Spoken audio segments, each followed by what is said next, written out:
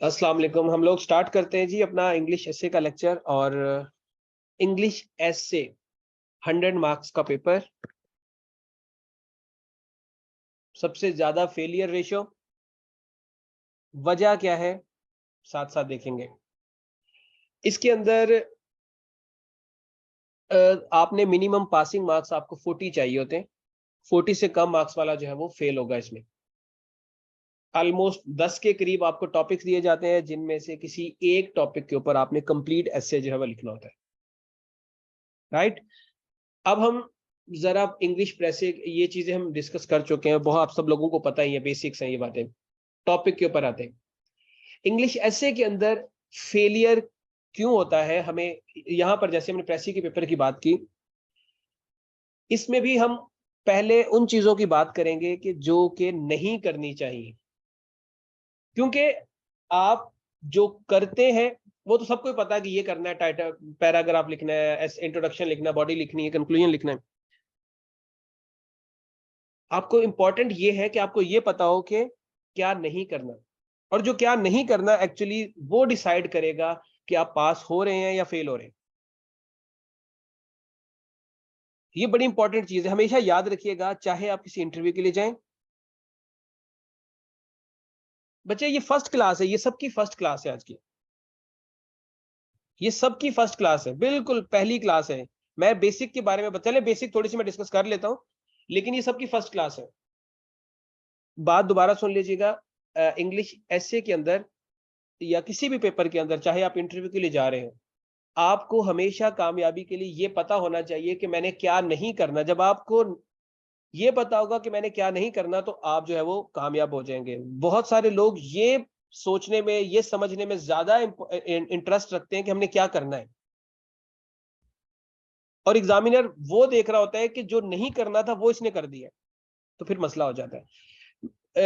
कुछ बच्चे जो है वो कह रहे हैं कि थोड़ा सा इसका बेसिक इंट्रोडक्शन दे दे। तो बच्चे, इंग्लिश एसे का पेपर 100 मार्क्स का होता है। इसके अंदर पासिंग मार्क्स 40 होते हैं। आपको कोई से 10 टॉपिक मिलते हैं, उन टॉपिक्स में से किसी एक टॉपिक के ऊपर आपने 2500 वर्ड से 3000 वर्ड्स का एक कॉम्प्रिहेंसिव एसे लिखना होता है। बस ये इस पेपर के अंदर चीज है। 10 टॉपिक डिफरेंट डायमेंशन से होते हैं।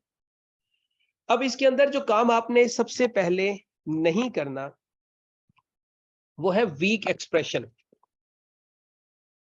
आपका एक्सप्रेशन वीक नहीं होना चाहिए। अब वीक एक्सप्रेशन से मुराद क्या होती है? वीक एक्सप्रेशन से मुराद ये होती है कि आपकी स्पेलिंग मिस्टेक्स नहीं होनी चाहिए। ठीक है। आप में से कितने बच्चे ऐसे हैं जिन्हें लगता है कि उनकी स्पेलिंग मिस्टेक्स कम होती हैं?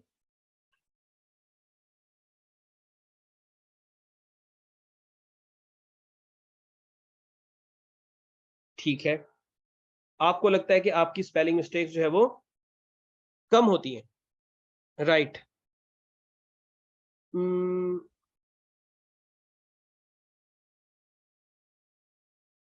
कुछ वर्ड्स देख लेते हैं जिनके अंदर आपकी स्पेलिंग मिस्टेक्स ज्यादा होती हैं। मैं कुछ वर्ड्स आपसे पूछवाता हूं, आप उसका बताइएगा कि उसकी।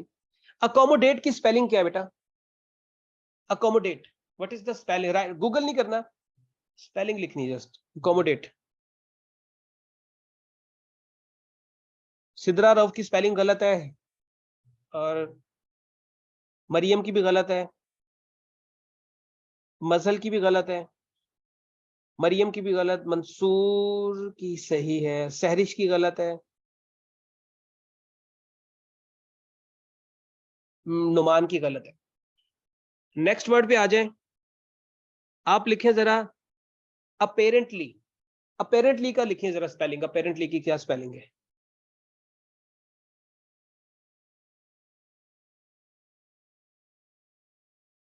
राइट। रेलिवेंट। रेलिवेंट की क्या स्पेलिंग है?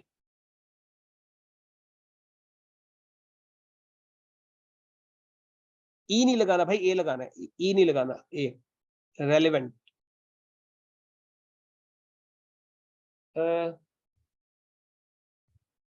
Separation.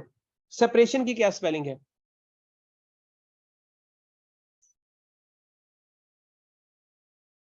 S E P A. S E P E नहीं, S E P A. Separation.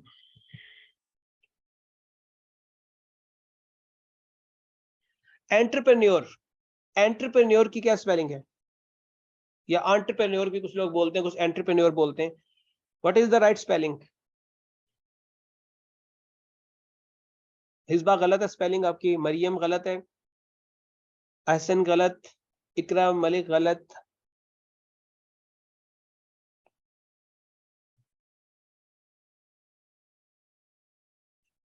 ठीक है गलत। तो पर ये जो एन ए नुमान अहमद गए हैं, अब सही है इकरा। मैंने उस वक्त शायद आपकी गौर से देखी नहीं है।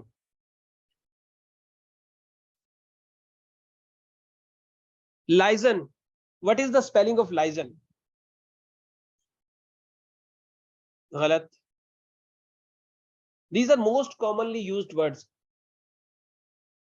ये लेशन हो गया है, पता नहीं क्या लिख दिया है। मरियम हाशमी नहीं, ये गलत है। गलत। मिसबा आपकी भी गलत, नुमान की भी गलत। गलत।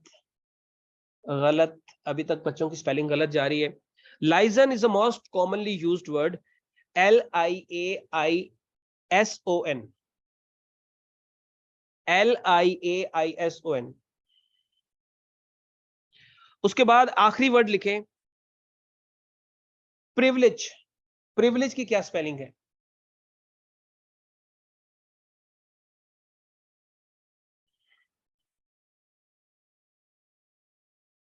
प्रिविलेज, बिल्कुल किया सही स्पेलिंग। ये ऊपर नुमान ने गलत लिखी है। AB की भी गलत है।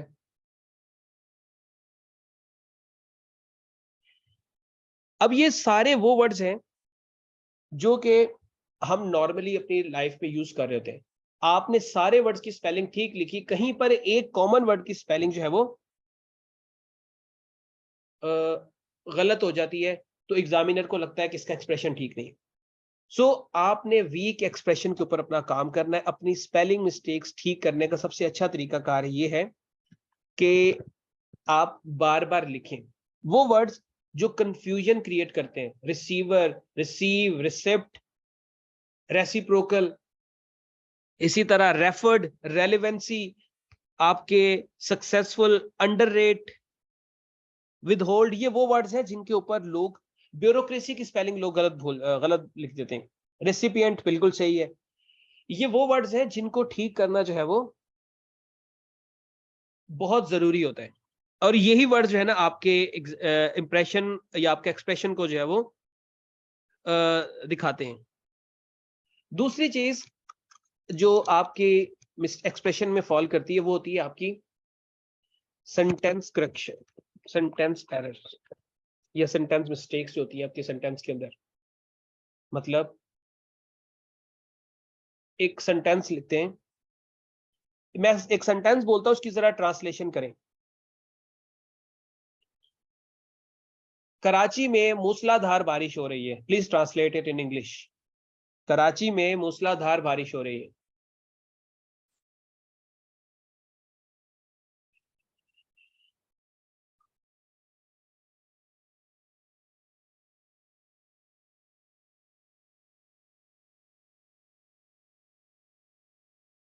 It's raining cats and dog in Karachi. It's raining in Karachi.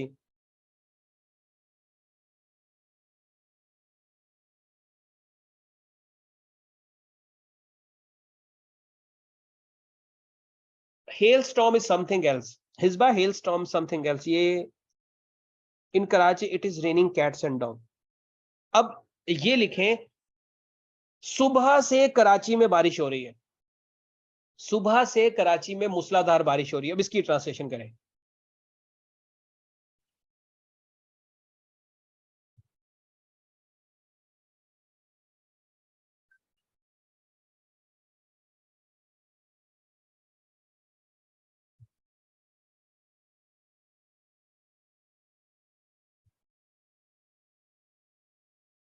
It's raining in Karachi since morning.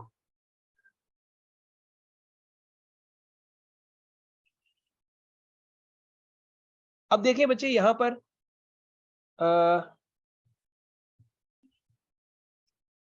It's raining in Karachi since morning. Normally इंसान ऐसे लिखता है, बट ग्रामेटिकली ये सेंटेंस गलत है। ये सेंटेंस ग्रामेटिकली गलत है। जब आप एक, मैं सादा लफ्जों में आपको एक एक्सप्रेशन समझा देता हूं। सिंस और फॉर का एक्सप्रेशन 95% केसेस में प्रेजेंट या सॉरी परफेक्ट कंटिन्यूस टेंस के साथ आता है। परफेक्ट कंटिन्यूस में 5% केसेस में परफेक्ट, उसके अलावा ये कहीं नहीं लगते। उसके अलावा अगर ये लगेंगे तो इनका यूजेज डिफरेंट होगा। अब यहां पर ये आपने लिखा हुआ है प्रेजेंट कंटिन्यूस का tense, it is raining in Karachi since morning. ये सेंटेंस बोलने में ठीक है बट ग्रामेटिकली गलत है। तो यहां पर क्या आना चाहिए था, it has been raining in Karachi since morning. It has been. अब ये सेंटेंस ठीक है, लिखा पहले भी आपने ठीक था। इंग्लिश के अलावा किसी और पेपर में, इंग्लिश प्रेसी और एसए के पेपर के अलावा किसी और जगह लिखेंगे तो वो सेंटेंस ठीक भी कंसीडर होगा। बट क्योंकि ये पेपर आपका इंग्लिश का है, यहां पर आपकी ग्रामर चेक होगी, देन प्रॉपरली आपको इस बात को ध्यान देना पड़ेगा कि मैं जो लिख रहा हूं या लिख रही हूं वो क्या लिख रही हूं। सिंस का एक और इस्तेमाल भी है।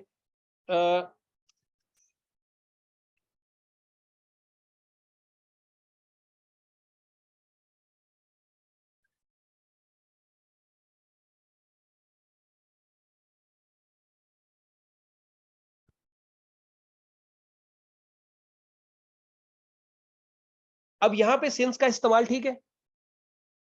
अब यहां पर तो प्रेजेंट परफेक्ट या परफेक्ट वाला एक्सप्रेशन तो नहीं है।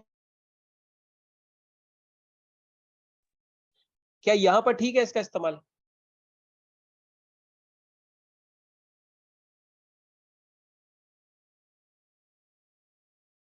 यहां पर इसका इस्तेमाल ठीक है, बट क्यों ठीक है? ये इसलिए ठीक है कि आपको पता है कि सिंस का मतलब क्योंकि भी होता है। सिंस का मतलब क्योंकि भी होता है। सिंस को हम बिकॉज का सब्स्टिट्यूट भी यूज करते हैं। सो ये बिल्कुल ठीक एक्सप्रेशन है। अब यहां पर ये सिंस दूसरी सेंस में इस्तेमाल हो रहा है, इसको हम टाइम की सेंस में इस्तेमाल नहीं कर रहे, हम इसे एक कॉज को एक्सप्लेन करने के सेंस में जो है वो लिख रहे हैं। एक और लिखें, वकास मेहनत करता है ताकि इम्तिहान में कामयाब हो सके। इसकी ट्रांसलेशन करें। बिकॉज लिखा जा सकता है बट सिंस जो है वो मॉडर्न आजकल इंग्लिश में यही यूज कर रहे हैं।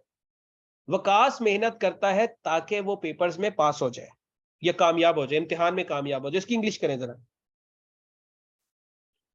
फिर इसका एक्सप्रेशन देखते हैं कि उसमें क्या मिस्टेक है। वकास मेहनत करता है ताकि इम्तिहान में कामयाब हो जाए।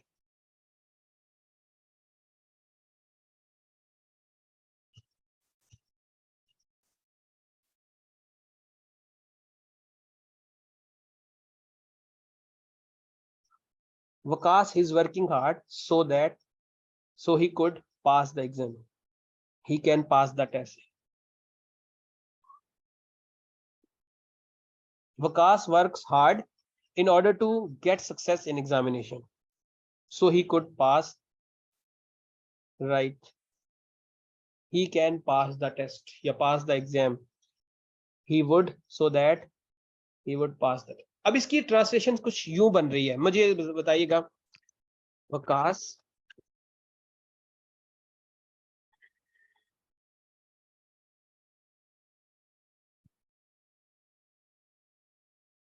he could pass the test, यही है। he could pass the test या pass the exam। अगर आप लोगों को लग रहा है कि ये सेंटेंस ठीक है, मैं बता रहा हूं कि ये ठीक भी हो सकता है, तो हैंड रेज करें अगर आप लोगों को लगता है कि ये, या यस लिख दें। अब ये बड़ा कॉमन सा सेंटेंस है, सब लोगों ने ऐसे लिखना था। जब हम फ्लो में लिख रहे होते हैं तो हम नहीं नोटिस करते, लेकिन हम इस सेंटेंस को ऐसे ही लिखते हैं, he could pass the test. But आपने फोकस करना है, ये प्रैक्टिस से चीज आएगी। Waqas works hard. अब देखें, जब सेंटेंस में सो दैट का एक्सप्रेशन आ जाता है, सो दैट की कंजंक्शन आ जाती है, तो आपका हेल्पिंग वर्ब हमेशा या तो मे लगेगा या माइट लगेगा।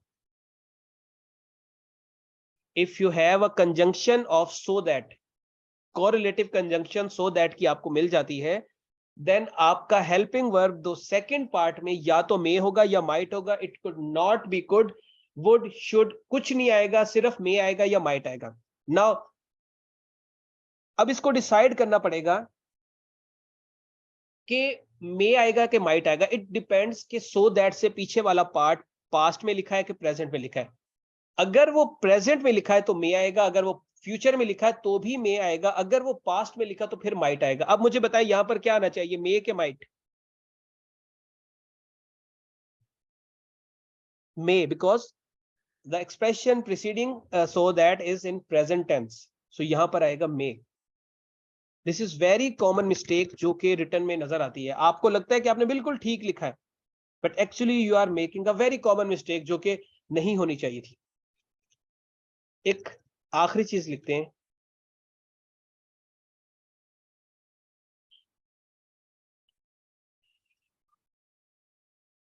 अली ना सिर्फ ज़हीन है बल्कि बेवकूफ भी है।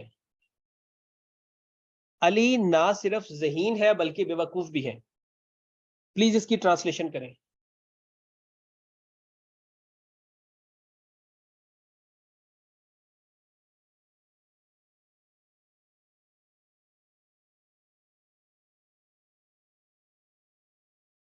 अली ना सिर्फ ज़हीन है बट आल्सो फुलिश, ठीक है।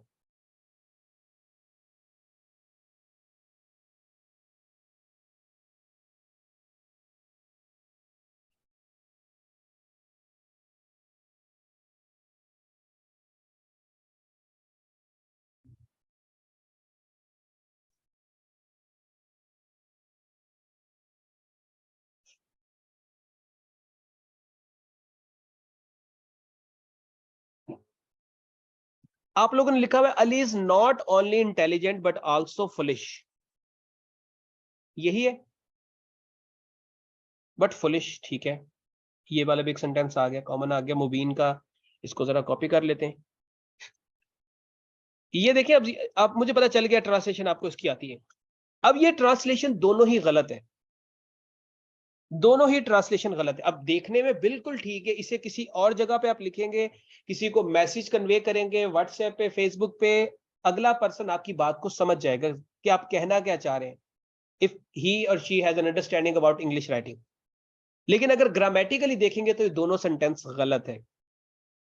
अली, हम कहना चाह रहे हैं Ali not only intelligent but also, यहां पर ग्रामेटिकल एरर ये है कि यहां पर पैरेललिज्म की जो है वो मिस्टेक आ रही है। पैरेललिज्म क्या कहता है कि ये जो कोरिलेटिव कंजंक्शन होती है, इसका जो एक पार्ट होगा उसमें जिस तरह की बात होगी, सिमिलर बात आप दूसरी साइड पे करेंगे। अगर यहां पर हम अली को इंटेलिजेंट कह रहे हैं तो यहां पर भी हमें अली का कोई पॉजिटिव फीचर, कोई पॉजिटिव करेक्टरिस्टिक बतानी होगी। क्या फुलिश पॉजिटिव करेक्टरिस्टिक है? अली ये पॉजिटिव करेक्टरिस्टिक नहीं है, then you can not use this expression, avoid this expression. ये एक्सप्रेशन लिखने में ठीक है बट ग्रामेटिकली ये गलत है कि आप एक कोरिलेटिव कंजंक्शन जिसमें पैरेललिज्म की वाजे तौर पे मिस्टेक नजर आ रही है, और ये बड़ा कोई 30 ऐसी कोई चीज नहीं है जो नहीं पता होगी। एग्जामिनर 2 मिनट में पकड़ लेगा आपकी बात। ये if he is an experience examiner checker, वो 2 मिनट में आपको पकड़ लेगा कि आपने ये जो है पैरेललिज्म की मिस्टेक की है, और 3-4 ऐसी मिस्टेक निकालेगा कि जी फेल हो गया, जान छुट्टी। इसमें आप लिख दें अली इज, अगर इस सेंटेंस को ठीक करना है तो इसको यूं कर सकते थे, अली इज बोथ। अब इसको यहां पे ना इसको सिंपली चेंज कर दें, Ali is neither intelligent nor foolish. Ali is neither intelligent nor foolish, बात खत्म, सिंपल सी बात है। सेंटेंस चेंज हो गया, अब स्ट्रक्चर चेंज कर दिए, बात बात वही है, सेंटेंस आपका चेंज हो गया, अब इसमें कोई मिस्टेक नहीं है। लेकिन आपने क्या किया, आपने जो सेंटेंस सुना, जैसे आपका माइंड ट्रांसलेट कर रहा था, अली ना सिर्फ अली जो है वो इंटेलिजेंट है बल्कि फुलिश भी है, तो आपके माइंड ने ऑटोमेटिकली ट्रांसलेट कर दिया गलत तरीके से, Ali is not only intelligent but also foolish. आपने ये नहीं सोचा कि जो आपका माइंड आपको ट्रांसलेट करवा रहा है वो वर्ड टू वर्ड करवा रहा है, बट ग्रामेटिकली वो चीज गलत है। तो आपको सोचना चाहिए था कि Ali is neither intelligent nor foolish. हाँ, Ali is both intelligent and foolish, ये भी मैं आपको बताता हूं, ये भी यहाँ पे नहीं यूज हो सकता।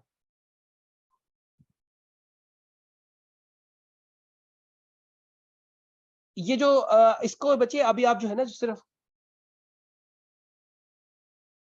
अब यहाँ बच्चे मैं इसको ना थोड़ा सा ट्रांसलेट उल्टा कर गया हूँ। जो मैं बात समझाना चाह रहा हूँ, मुझे सिर्फ वो बात बताएं कि क्या आपको वो बात समझ आ गई है जो चीज मैं समझाना चाह रहा हूँ सेंटेंस के अंदर। इसको ट्रांसलेशन के पर्सपेक्टिव में ना, जो बात मैं समझाना चाह रहा हूँ वो आपको समझ आई है कि नहीं आई? कि आपने किस चीज का ख्याल रखना है ट्रांसलेशन करते हुए? मैंने इसको सेंटेंस को थोड़ा सा मुझे और तरीके से बना लेना चाहिए था। अगली बात, ये चीज आपकी नहीं होनी चाहिए इसके अंदर, सेंटेंस करेक्शन के अंदर। उसके बाद मैं एक चीज सिंपली लिखूंगा, फेलियर ऑफ ब्रेक्स। अब इंग्लिश ऐसे के अंदर कौन सी ब्रेक होती है? ये कोई आप न्यू खान तो चला नहीं रहे, या फैसल मूवर्स की गाड़ी तो चला नहीं रहे कि आपकी ब्रेकें फेल हो गई हैं। एक्सप्रेशन में एक जो बच्चे लिख रहे होते हैं ना, जिसकी तैयारी होती है, जिसकी इंग्लिश पे ग्रिप अच्छी होती है, उसकी ब्रेकें फेल नहीं होती। ब्रेकें फेल होती हैं उस बच्चे की जिसकी तैयारी नहीं होती, जिसको इंग्लिश लिखनी नहीं आती, फिर वो लिख ही जा रहा होता है। उसको रोकना मुश्किल हो जाता है कि भाईजान रुक जाओ, कहीं तो ब्रेक लगा दो। बच्चे क्या करते हैं, दो दो लाइन्स पे, तीन तीन लाइन्स पे एक सेंटेंस को ले जाते हैं। कभी वाइल लगा रहे हैं, कभी विच लगा रहे हैं, कभी दैट लगा रहे हैं, दो दो दफा एंड लगा के सेंटेंस को लंबा किए जा रहे हैं, बिकॉज उनसे रुक नहीं रहा वो सेंटेंस। लंबे लंबे सेंटेंस बना देते हैं। इससे मैं बोलता हूं फेलियर ऑफ ब्रेक्स। ब्रेक लगाना नहीं आता आपको।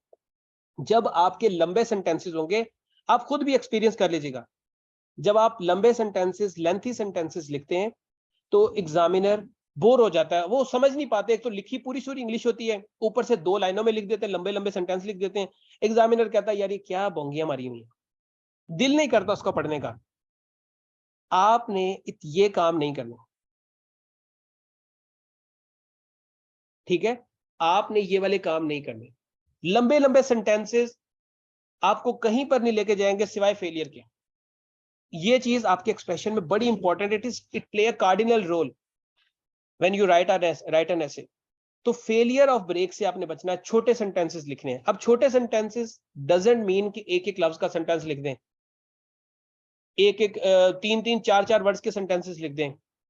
I am a boy, I live in Lahore, I work very hard, I get up early in the morning. भाई क्या लिख रहे हो? ये चीज नहीं होनी चाहिए। मीडियोकर सेंटेंसेस हो, ना बहुत ज्यादा लंबे ना ही बहुत ज्यादा छोटे। एक बैलेंस्ड अप्रोच आपने अपनानी है सेंटेंस की। जितना मीडियोकर सेंटेंस होगा उतना ही फायदे में रहेंगे, जितना लंबा सेंटेंस होगा, जितना छोटा सेंटेंस होगा, बहुत ज्यादा छोटा हो जाएगा, दोनों सूरतों में आपके लिए खसारा ही खसारा है। अगली बात पे आ जाते हैं। नेक्स्ट बच्चे, आपकी जो चीज है ब्रेक्स के बाद एक्सप्रेशन में, वो है आपकी choice of words. Choice of words Pakistan के क्रिकेटर थे, उनसे बात उनकी समझ आ गई, पिच क्यूरेटर को भी, और जो होस्ट था उससे पूछा कि हाउ वाज द पिच। कहता वो कहना चाहता था there was lot of moisture in the pitch. वो कहता है there was lot of moisturiser in the pitch. वो समझ गया, जो इंटरव्यू लेने वाला था समझ गया कि बंदा क्या कहना चाह रहा है, but the choice of words are very important.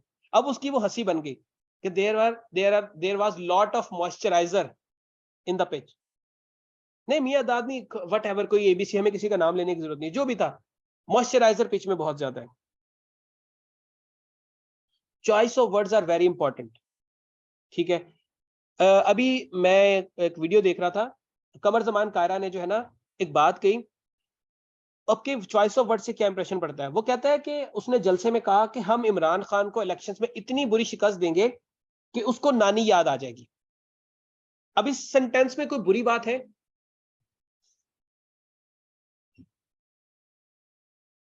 कोई बुरी बात?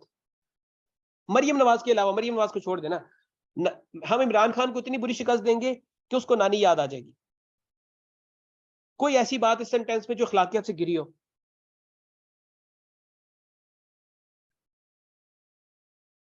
ये बात अखलाकियत से बुरी नहीं, उसकी वजह यह कि हमारी अपनी मोरालिटीज बड़ी वीक है। हमारी अपनी मोरालिटीज बड़ी वीक है, हमें महसूस ही नहीं होता कौन सी बात अखलाकियत से गिरी है और कौन सी अखलाकियत के लेवल पे आ रही है।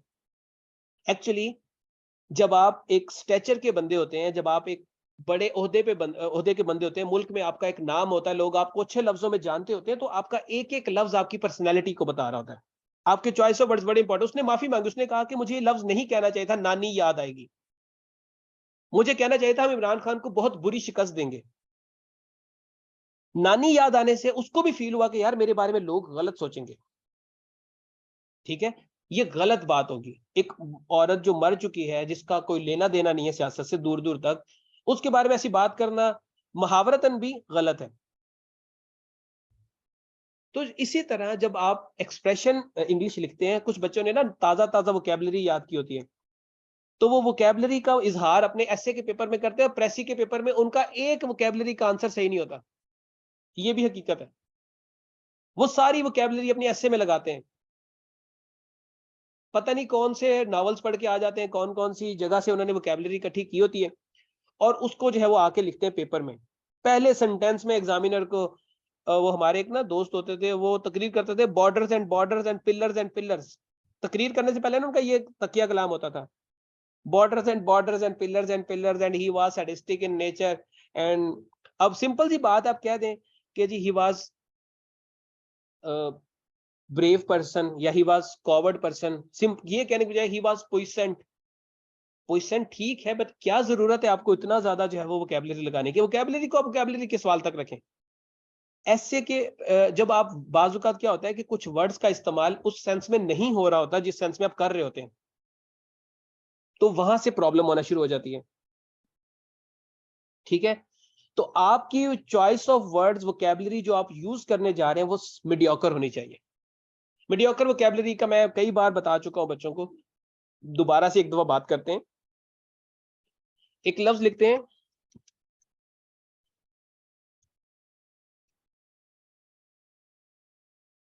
Not clear.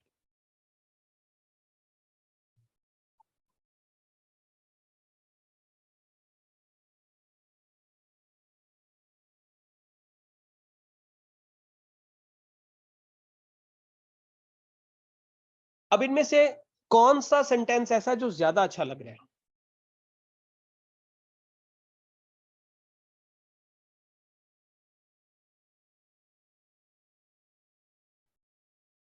Second, your ideas are वेग। तीसरा वर्ड हो सकता है बच्चों को वोकैबुलरी याद की होगी, पता होगा इसका मीनिंग क्या है, but we are not used to writing vivid in our normal writing. हम में से ज्यादातर यूज ये भी वर्ड नहीं करते, वेग भी बहुत सारे लोग जो है वो नहीं यूज करते। ज्यादातर लोग ये यूज करेंगे, your ideas are not clear, ज्यादातर लोग ये वाला आइडिया यूज करेंगे। नेबुलस, गैर वाज़ेह, बिल्कुल ठीक है, वो भी लिख सकते हैं। अब एग्जामिनर आपके इस आइडिया से तो बिल्कुल मुतासिर नहीं होने वाला, वो कहेगा वीक एक्सप्रेशन है, अच्छी ग्रिप नहीं इंग्लिश के ऊपर। ये भी आपका बहुत एक्स्ट्रा ऑर्डिनरी नहीं है, बट ये वो एक्सप्रेशन है जो हर कोई नहीं लिखता। आप 100 लोगों से सेंटेंस लिखवाएंगे ना, आप तुम्हारे आइडियाज क्लियर नहीं है या वाजे नहीं है, उनमें से 80% बच्चे your ideas are not clear ये लिखेंगे। 20% बच्चे जो है वो वे की तरफ जाएंगे या कुछ अच्छी वोकैबुलरी लिखेंगे।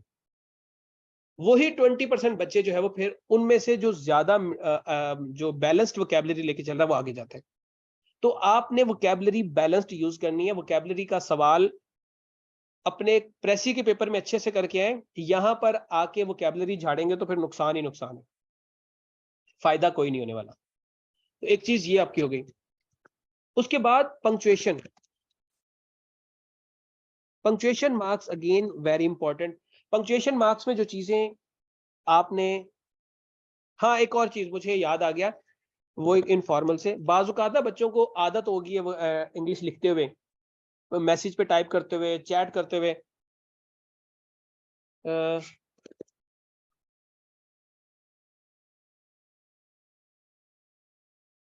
अब ये सेंटेंस योर व्यूज, इस तरह के बच्चे बहुत सारी चीजें लिखना शुरू हो गए। ये वाला स्टाइल बच्चों ने अडॉप्ट कर लिया, जो कि गलत स्टाइल है। इसी तरह कुछ लिखते हैं, wanna be a doctor, I wanna be a doctor, I wanna be a doctor, ये कौन सा जो है वो एक्सप्रेशन लिख रहे हैं आप? ये सारी की सारी जो है वो आपकी गलत प्रैक्टिस है। आपने प्रैक्टिस इतनी कर ली है इस तरह के एक्सप्रेशन की, स्लैंग लैंग्वेज में लिखने की, एक लल्लू पंजू एंगल में लिखने की, कि अब आपका ये एक्सप्रेशन पेपर में भी आपके आ रहा होता है। ये चीजें अवॉइड करनी है।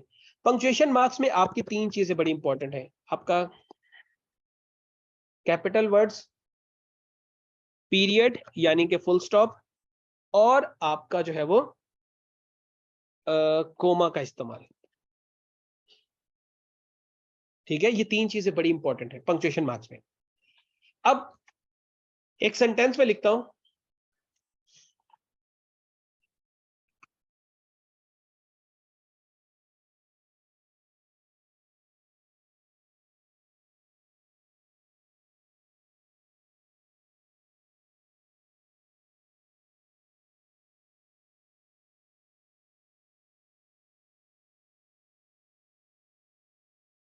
इस सेंटेंस में कोई प्रॉब्लम है? In order to accomplish our goals, chief of army staff लिख दिया मैंने तो। We need to work hard, क्या कैपिटल? सारे कैपिटल कर दिए, सारे कैपिटल है। चले इसको सबको जो है ना छोटा कर लेते हैं, थोड़ा सा जो है ना, ये फिर ग्रामर समझ में। हाँ, अब बताएं।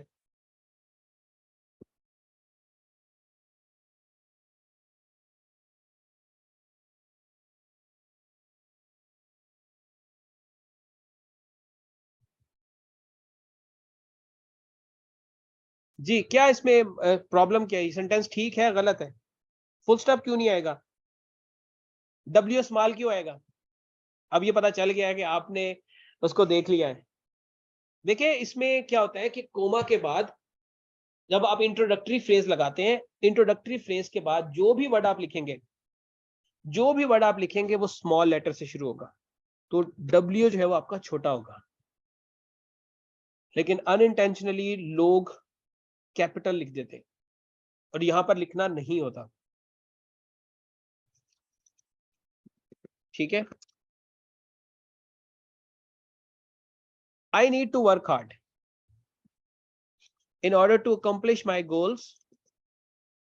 I need to work hard. Is it right or wrong? I capital आएगा, आई कैपिटल आएगा।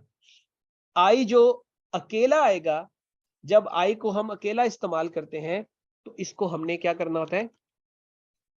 कैपिटल वर्ड्स में कैपिटल ही लिखना होता है। आई कैपिटल होगा आपका। In order to accomplish my goals I need to work hard. ठीक है, कोमा कहां पर लगाना है, कहां पर नहीं लगाना, कोमा कहां पर लगाना है, कहां पर नहीं लगाना है, ये भी बड़ी इंपॉर्टेंट चीज है। साल के तौर पे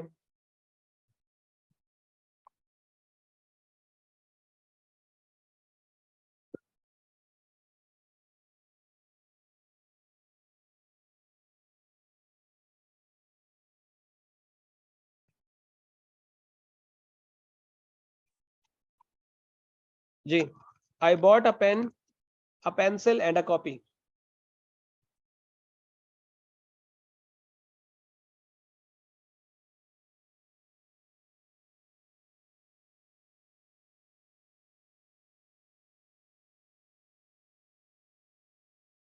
पेन के बाद कोमा आएगा, राइट। लिस्ट ऑफ आइटम्स बता रहे हैं तो यहां पर कोमा आएगा। बाकी कोमा हर जगह ठीक लगा हुआ है। एंड से पहले नहीं आएगा भाई, एंड से पहले भी आएगा। इसको बोलते हैं ऑक्सफोर्ड कोमा। ये जो कोमा होता है इसको बोलते हैं ऑक्सफोर्ड कोमा। मॉडर्न इंग्लिश में अब आप ऑक्सफोर्ड कोमा लगाते होते हैं, एंड से पहले कोमा लगाना है आपने, ये वरना पंक्चुएशन मिस्टेक आपकी कंसीडर होगी। In modern English use comma before and. जब आप सीरीज लिख रहे हैं और उसमें एंड पे जो है वो बात, आखिरी आइटम आ रहा है, तो आपने एंड से पहले जो है वो कोमा लगाना है। And this comma is Oxford comma, इसको ऑक्सफोर्ड कोमा बोलते हैं। ये मॉडर्न इंग्लिश का स्टाइल है, इसको आपने मिस नहीं करना। पंक्चुएशन मार्क आपका गलत कंसीडर हो जाएगा। ठीक है, इसी तरह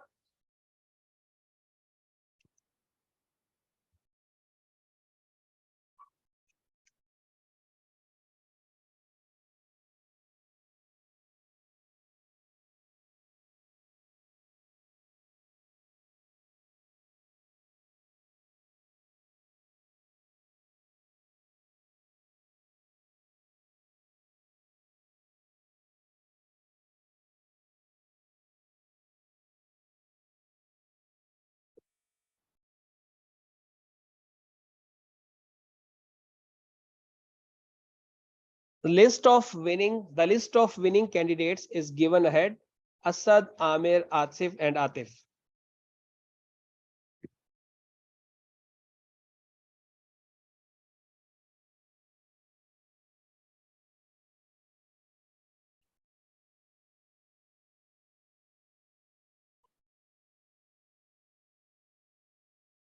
अहेड के बाद कोमा यूज नहीं होगा, तो क्या आना चाहिए यहां पर?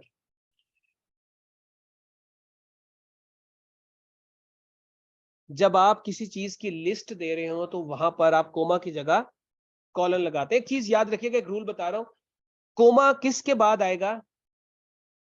कोमा किसके बाद आएगा? जब आपका कोई वर्ब आ रहा होगा इस तरह से, जो है ना, उसके बाद आपने कोमा वाली लिस्ट शो करनी है, अदरवाइज फिर आपका जो है वो कॉलन आएगा। यहां पर अगर मैं से एक असूल है, अब ये लंबी बात हो जाएगी, अगर आपके वर्ब के बाद लिस्ट आ रही हो तो फिर कोमा नहीं लगेगा, ठीक है?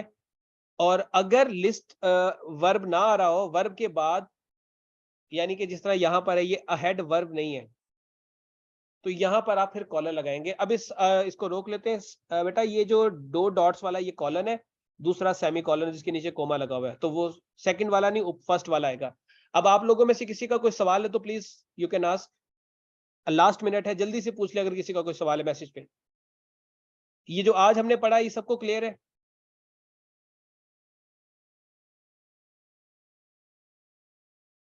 कोई ऐसी चीज जो लगे कि ये नहीं है समझ आई?